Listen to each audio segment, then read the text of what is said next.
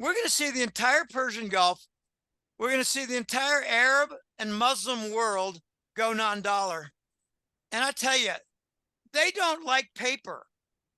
They don't like mortgages. They don't like bonds. They don't like paper. They like gold. Well, hello there, my friends. Chris Marcus here with you for Arcadia Economics. And today it is part two of my interview with Dr. Jim Willie of the Hat Trick Letter. Yesterday, he talked a bit about the de-dollarization that continues to go on around the globe. Today, he talks about how some of these things resolve, what are some of the markers to look for going forward, and perhaps what some of this will look like if we go a couple of years into the future. So with that said, here's part two with Jim. I step back. I take a high view, Chris, and I still have my little successes. And I tell you, these BRICS are not going to quit until they bury a lot of the Five Eyes countries. Mexico is applying for the BRICS. There's rumors that Obrador was killed. I cannot confirm that. President Obrador of Mexico. I cannot confirm that. I got to put on my magnifying glasses. These are not prescription glasses. This is a sign of my age. Sorry. China and Brazil have a new deal. They're going to trade only in yuan. That's south of the border here. Malaysia in the Pacific Rim, no more dollars in trade. We do not see any current need to use the dollars. Okay, that's our central bank head. I mentioned the France LNG deal. That's UAE gas paid in yuan.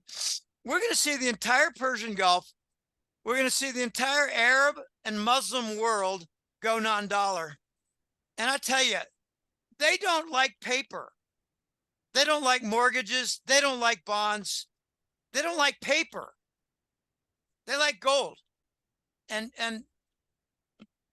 I'm really curious to see how much Dubai has a revival, because in the last few years, Dubai has taken some lumps for prominence and for honesty. I'd like to see them restore their volume and their integrity. It's a favorite place for India to buy gold. They go to Dubai. And I'm not talking just about, jewelry with the souks or souks, whatever they're called, S-O-U-K, souks. They buy gold, they buy bars. Dubai is going to be important because Africa needs a window. In my entire discussion here, Chris, I've never said the name Africa. I've mentioned Union of South Africa. I did a little exercise this past week where I noted the square miles for various African countries. Can you guess the largest African country in square miles? That's a Trivial Pursuit question. By the way, I was a semi-champion in that game. I could believe that. I got more little tidbits of nothingness stored up in my big head. It's Algeria. They're bigger than Congo, but that's an oil producing nation. Congo is an everything producing nation. They got gold, they got diamonds, they got coltan, they got a lot of different. We're going to see, I think, Zimbabwe join the BRICS and Zimbabwe become a primary banking center for Africa. As strange as that sounds, if you said that 10 years ago, you get laughed out of the room. But remember, the last shall be first, because the last is the first to be ruined. And they're going to need something real. Wouldn't it be interesting if Zimbabwe produces like a gold and diamond backed dollar? What a unique concept. Gold and diamond backed dollar for Zimbabwe. I think they're going to have a reval like the other countries. But Zimbabwe might become like the banker banking ambassador to Africa. Right now, Nigeria is having a hissy fit. Nigeria is all messed up. Just one note on Zimbabwe. We did have that story earlier this week where they're introducing the gold-backed digital currency, so not all that look, far off. yeah, look to see some good old-fashioned Western Foreign Legion commando sabotage. Maybe they're going to have their communication lines cut. I tell you, there's going to be some events with these countries that are brave and bold enough to embark on a legitimate currency that's not the dollar. I don't believe Congo is going to lead anything. Congo is a gigantic country. Okay, here's just a little fact of life. The Congo, whatever they call it, Democratic Republic of Congo, the bullshit Marxist nation of Congo. Congo is bigger than Western Europe in landmass. Just let that sink in. You've got other very large countries. Chad was useful when the Langley boys decided they're going to go in there and steal some gold, mine it themselves, and pay back Germany the gold that they sold in the market from the Federal Reserve in New York. Chad was very important. Okay, these African nations are huge, they're loaded, and they're going to get organized, and they're not vaccinated. Not a minor tidbit there. Well, Chris, you know, I don't know where you want to take this from here. I feel like I'm a bit of a blabbermouth, but I mean, I think that's one thing you love about me, that I never shut up, but I never get boring either. I've had a couple people actually say to me, well, it's not a couple, it's like 15. Jim, when you've got those hour, 20-minute interviews, I watch the whole thing. Some guys put me to sleep like with 30 minutes, but I'll watch over an hour with you. Well, I say, yeah, I guess I'm not boring, but I try to add color. I try to, innovate, like, the bullshit in London, the bullshit for delivery for their precious metals. It's a very important part of their business, bullshit for delivery. How do you close a naked short? Anyway, I have my fun, and I love your silver bars. I love my silver bars. But Chris, Mexico is going to be a very important nation. They might be a staging ground for Chinese troops. They might be in a civil war with two competing drug cartels. They might be the site where Langley cartel is opposed by another cartel. And they're not aligned. One will be aligned with Colombia and the other will not. We may see Mexico a battleground of narcos. They've already lost, I think, 250,000 people from cartel violence, murders. I'm talking about 5 times what we lost in Vietnam. And it's really not presented in that fashion. Mexico might turn to a silver-backed currency.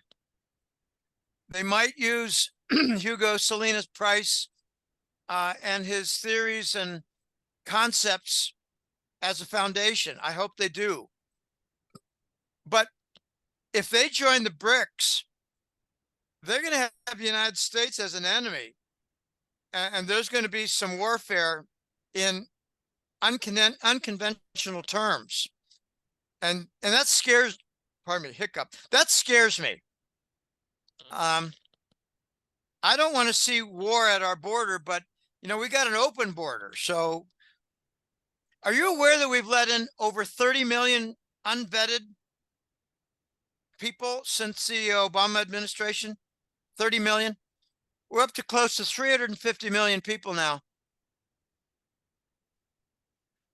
We got 10,000 Somalis, Chris, In Lewiston, Maine, 10,000 Somalis on welfare.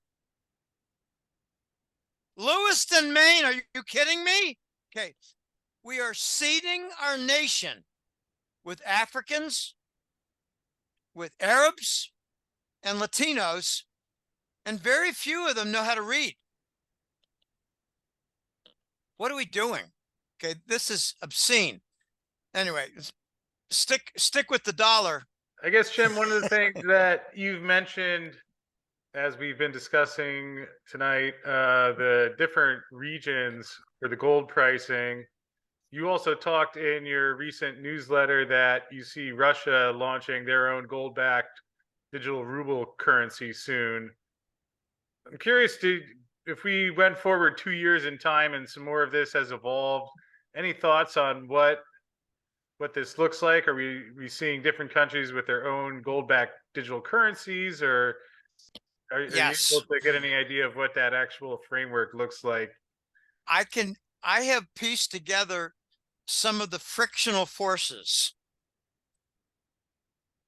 I believe, honestly, that last December of 21, so like 15 months ago, the Treasury bill was rejected at U.S. Pacific ports.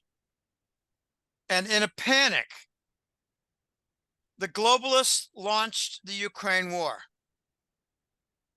Because the Treasury bill was rejected, now we're running out of, let's just say, sand in the Ukraine war hourglass.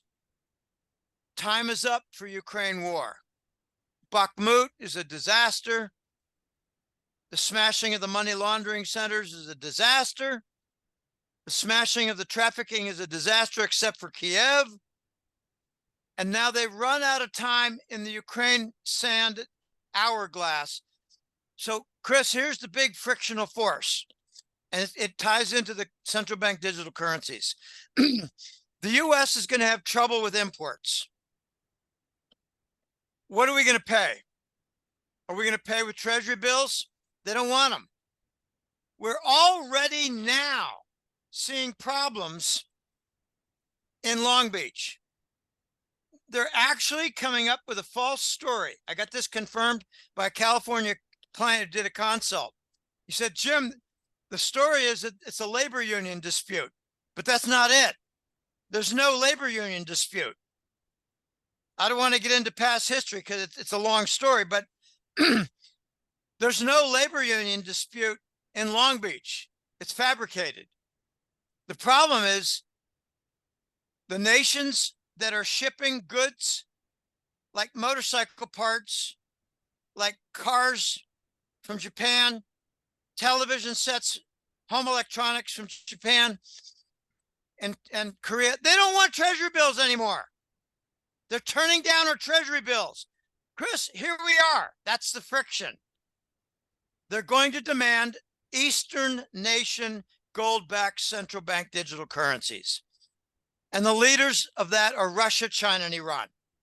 So when we get the big crisis at the West Coast, and not just West Coast, it's New Orleans, it's Houston, it's Miami, it's Chesapeake and Virginia, it's New Jersey, Philadelphia, New York. They're going to have trouble with the imports. And they're going to need a method to pay.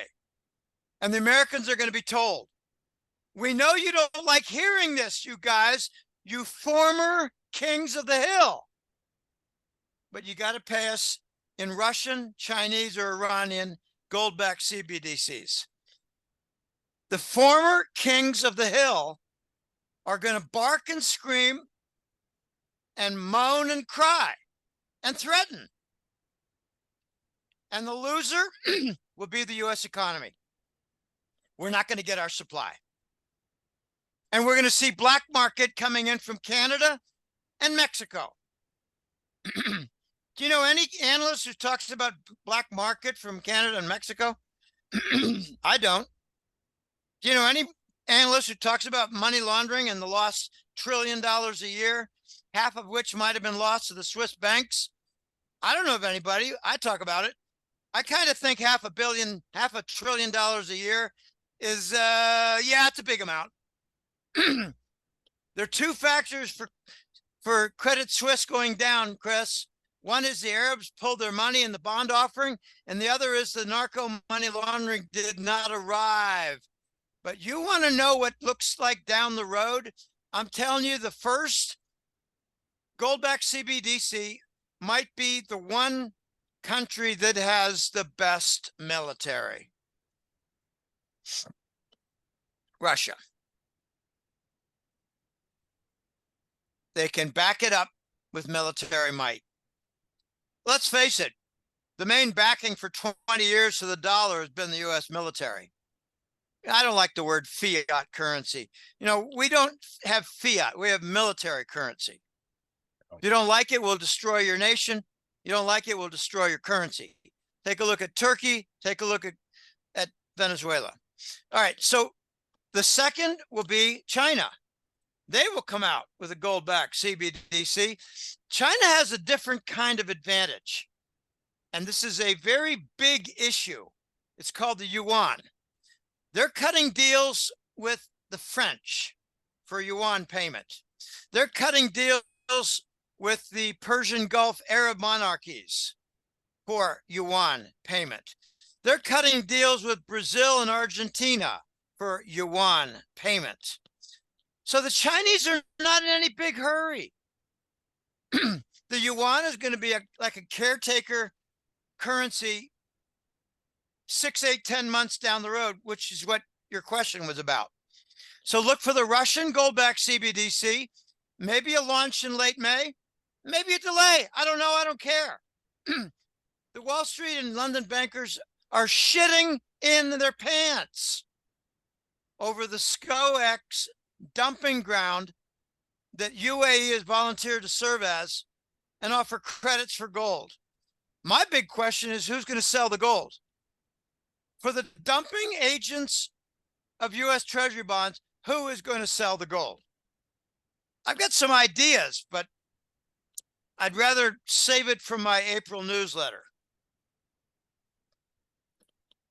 The third will be the Persians, the Iranian gold-backed central bank, gold-backed digital currency, Iran. And that's exactly when they cite their volume of gold. They're going to announce their gold-backed digital currency. They're going to say, we got 42,000 tons of gold in numerous sites in Iran. Your Israeli bunker busters can't touch it. You don't know where they are. We got it all hidden. So Russia, then China. China's in no hurry. They got their yuan. Okay, can you imagine the hue, the cry, the shame, the embarrassment when the New York bankers have to buy yuan in order to get our imports into the United States? That's what's coming down the road. There's no way around that. How are we going to get, okay, you know, the country that I find the most interesting right now is Japan. We've got a lot of trade.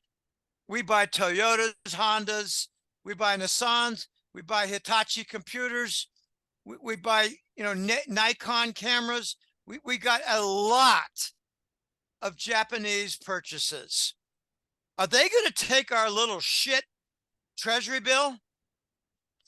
I think yes, Chris. And I talk about this in my Japan newsletter, in my April newsletter. They're going to take treasury bills and they're going to get rid of them as fast as they're in their hands.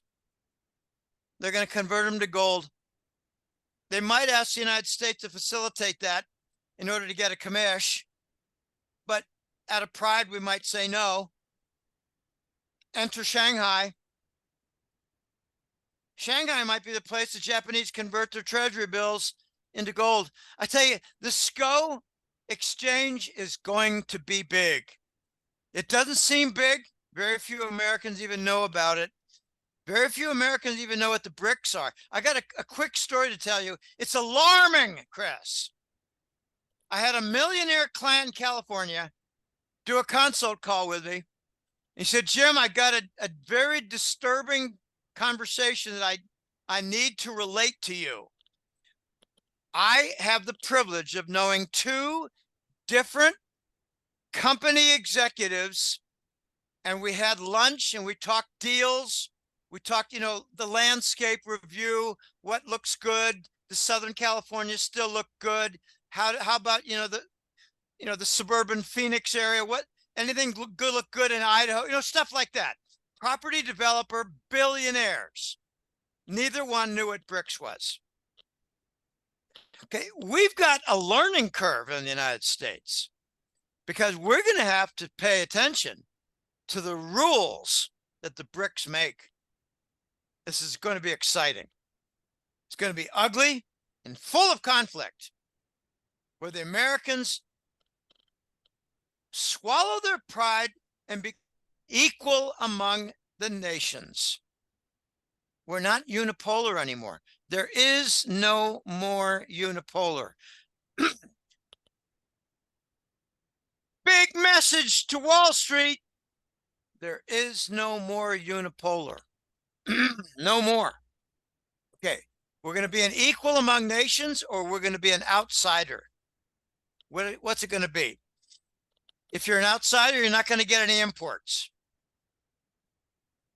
If you're an equal among nations, you get imports, and you got to buy yuan or Chinese CBDCs or,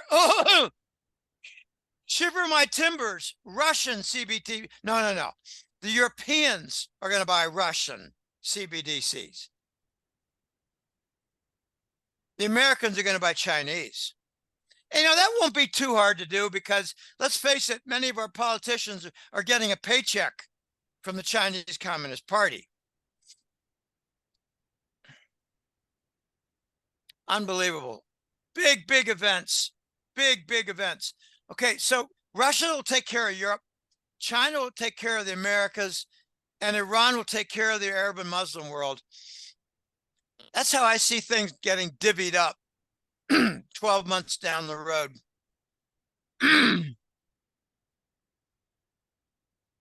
Oh boy, I tell you.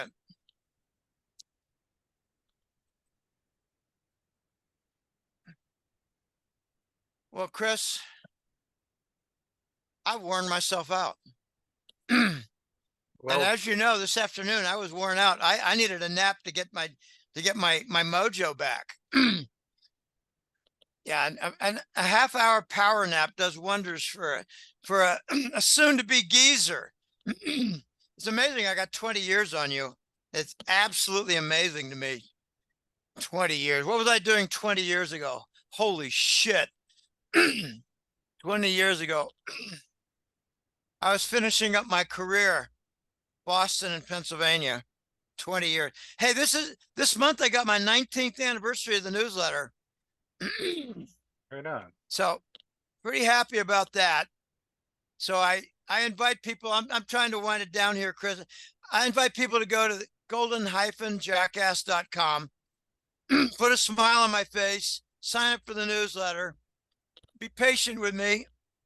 I'm going through a lot of stormy things in my life.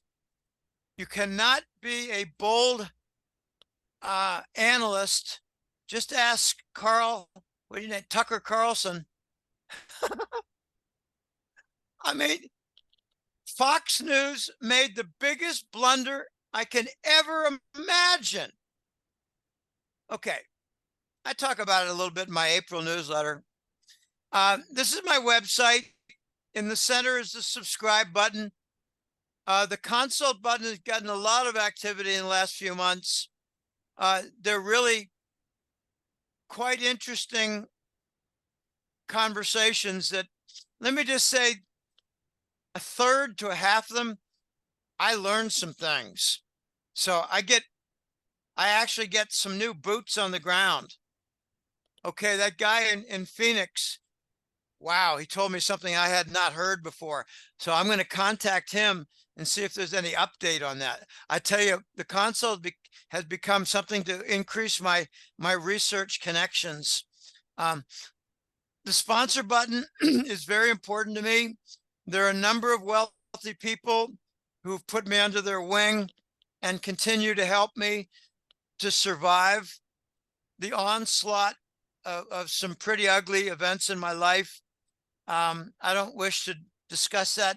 I'd rather focus on how I cannot be kept down. I love the word irrepressible. Yeah, I'm irrepressible, but I'm human, and I take blows, and I have to recover. But sign up for the newsletter. I can't tell you how many people. Oh, I used to have a great pair of compliments. I was with your newsletter for 3 or 4 years, and then I went away to check out other things, and I came back, and I wish I never left. Oh, that's one of my favorite. Then the other one is, I'm kind of a freeloader. I listen to a lot of your YouTubes, and now I listen to your BitChutes and Rumbles and all these. And I was really slow to sign up for your newsletter, but I thought out of curiosity 2 years ago I did. I wish I did 5 years ago. Okay, the two sides.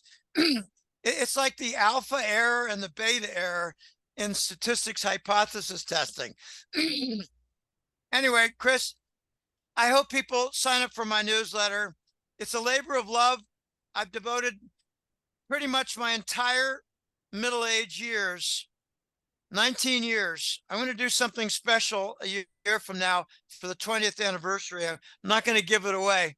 I tell you, these are very interesting and dangerous times. They got me worried. I wake up in a sweat sometimes, 4:30 in the morning, a wet pillow. Oh my gosh. Just, there's a lot going on, and a lot of it is ugly. We're going to see the end of the globalists.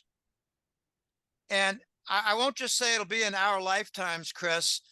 I think it's going to be in the next several months. Let me close by saying something of a very curious interest for me.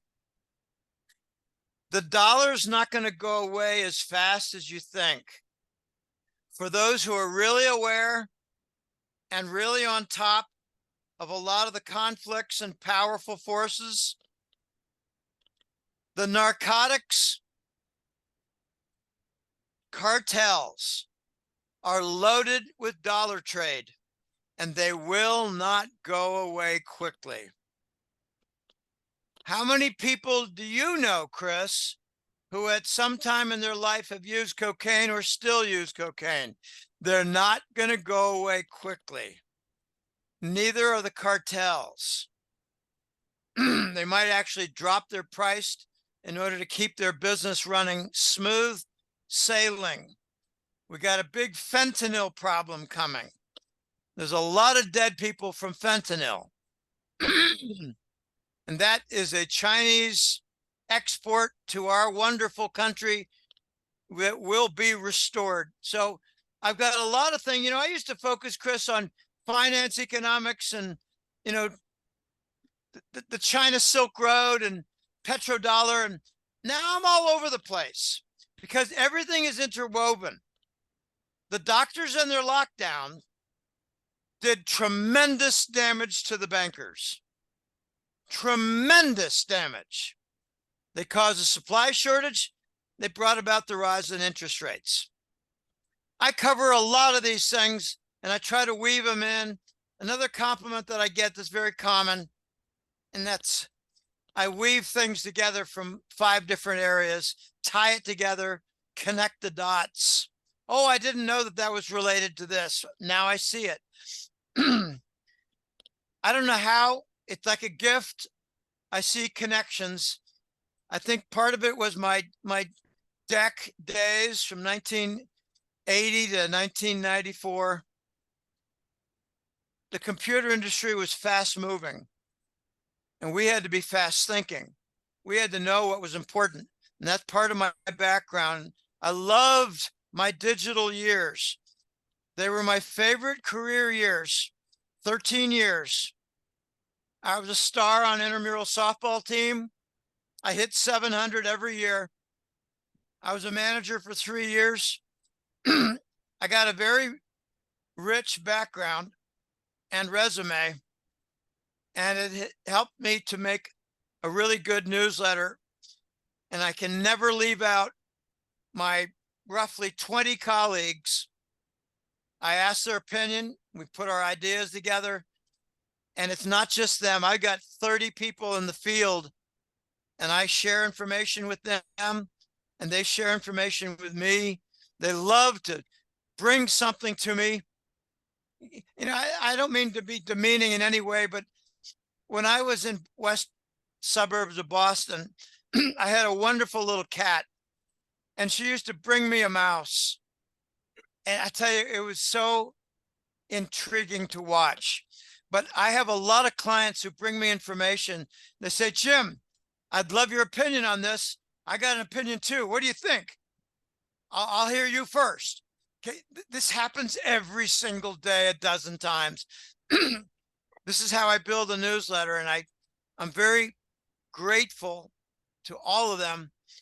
And I'm also grateful to my Lord God, for getting me through these very difficult last few years. And my God has got a face. It's Jesus, Yeshua, whatever. Well, thanks for having me on, Chris. And you know, this is a nice news. What do you call it? Website. And it started in 2019. I got a great website manager in Netherlands. He's a smart guy. I hope he sees this interview. And he built the higher quality graphics. It's kind of funny. He said, Jim, you got a lot of buttons in there. It's really tough for the smartphones. I said, yeah, I know. Let's just hope that many people have bigger and bigger smartphones. I got one that fits in my pocket and doesn't fall out when I'm on a bicycle. That's my limitation. Well, Chris, this has been real, very real. And I thank you for your patience today. I had some challenges earlier today. You're a good doobie, Chris. Well, I appreciate everything that you're sharing. And obviously, like you said, there's a lot of people involved that go into the newsletter that you put out each month, which is pretty impressive, has a lot of information. And certainly, you've been talking about a lot of these de-dollarization topics for quite a while. And now we're seeing them happen For 6 years. Almost by the day. So it's interesting experience to live through, where on one hand there's the part of you that I'm sure is happy about getting the research right. On the other hand, there's that side that sees some big changes coming in the world that's going to affect people, and just hope people are doing well out there and preparing as best as possible. And fortunately, you give a good source of information so people can get an idea of some of the things that are coming along the pike there. So appreciate that, Jim. And people can find the newsletter, the website, and the consulting button all at golden-jackass.com. Also in the link in the description field below. And just appreciate everything that you shared tonight, Jim. I know people always like hearing from you, so I think this will be a good one. I love being on your show, and I always get a good response from clients. These are scary times. Yeah, you hit it. I love getting a forecast right, but it causes a certain level of trepidation. There is a level of trepidation, and it's noticed by a couple of sweethearts of mine here. Jim, you seem more nervous in the last few months. I say, yeah, I told you the dollar's going to have a sunset. You know, have you been paying attention? Oh boy, scary. All right. Well, thanks, Chris. Been great. I appreciate everything you do, and you come at it from a different angle. We each have our contributions, and I tell you, we make a mosaic, and it's important to read the mosaic because there's a message there. And the message is no longer unipolar world, no longer dollar dominance. Big changes are coming. Gold backing. Thanks for having me on. And thanks, Jim. Appreciate that. And we'll have to do this again soon, my friend. Okay. Keep in touch. And there you go. That is Dr. Jim Willie, the Golden Jackass and editor of the Hat Trick Letter. Hopefully you enjoyed that one at home. I know Jim is always one of our most popular guests and people like hearing from him. So great to catch up with Jim again and get some insight into what he is seeing and hearing. Thanks to Jim for joining me. And before we wrap up, I would like to thank BlackRock Silver, who brought us today's call with Jim. As you may have heard me mention before, BlackRock has been exploring their lithium mineralization that they found at their Tonopah North site. They formed a deal with Tearlac Resources that allows them to keep access to some of the mineralization while Tearlac will be doing the development and drilling. And they did get their first set of drill results back a couple of weeks ago. All drill holes intersected broad zones of lithium mineralization in excess of 400 parts per million, each having intervals greater than 1,000 parts per million, including the highest grade intercept to date of 1460 parts per million. And they also have 6 remaining drill holes pending, which will be coming back soon, and also anticipating a maiden mineral resource later on in 2023. Of course, that's in addition to BlackRock's gold and silver project, which is the main focus of what they're doing. They brought Tearlac in so that Tearlac could focus on the lithium while BlackRock stays focused on the gold and silver. And one of the things that they are focusing on is the intercept they found in the Northwest Canyon of their Silver Cloud project, which came in at 52.62 grams per ton gold and 606 grams per ton silver over 1.5 meters. And they further did a metallic screen gold assay, which brought back 70 grams per ton gold. So they are planning a drill program there, getting the permitting in place at Silver Cloud so they can begin a 4,000 meter drill program. You can find out more about this at blackrocksilver.com, or you can just click on the video coming your way now with the last interview I did with Andrew Pollard, the CEO of BlackRock, where he talks more about it.